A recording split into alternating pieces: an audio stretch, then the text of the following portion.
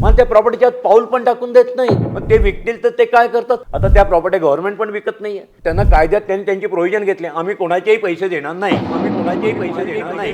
अरे तुमचे घेतलेले सगळे पैसे ड्रीम सिटीमध्ये लावले, बालेवाडीमध्ये लावले, बाणेरमध्ये लावले, विश्वच्या नवीन प्रोजेक्टमध्ये लावले, मुंबईच्या प्रोजेक्टमध्ये लावले, रिअल इस्टेटमध्ये लावले. तिथे रिअल इस्टेटमध्ये रोज रुपयाचा ₹100 वाढतच असतो.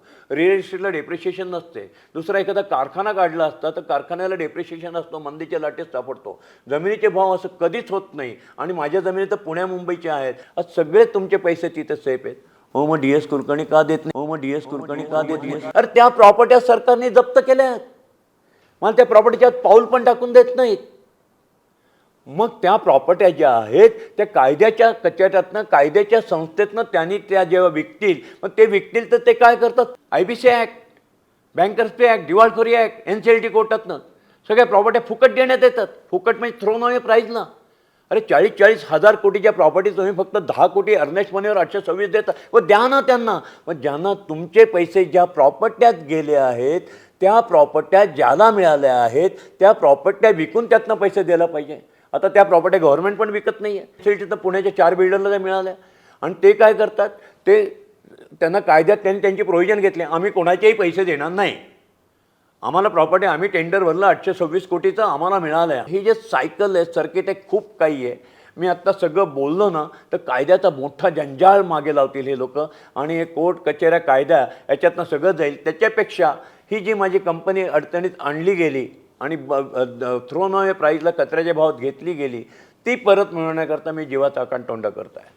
आज मी कुठनं तुम्हाला पैसे देऊ शकतो? मी माझ्या खिशात ठेवलेले नाही, लपवलेले नाही आहे. हे जे पैसे आहेत हे पैसे या प्रॉपर्टीत गेलेले आहेत. या प्रॉपर्टी मला परत मिळायला पाहिजेत. मी त्या विकतो, 6 महिन्यात सगळ्यांचे पे एका सेकंदात देऊ शकतो.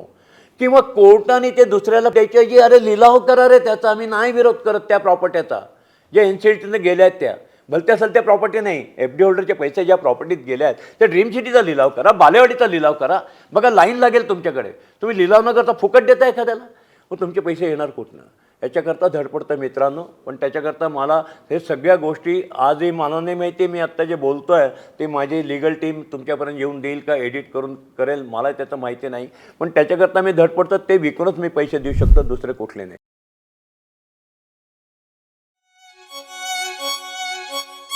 घरासाठी काडी काडी जमवतात माणसं, टुमदार स्वप्नात रंगतात माणसं, छान छान घरात राहतात माणसं.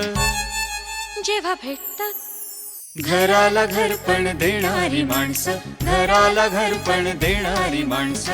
DSK, घराला घरपण देणारी माणसं.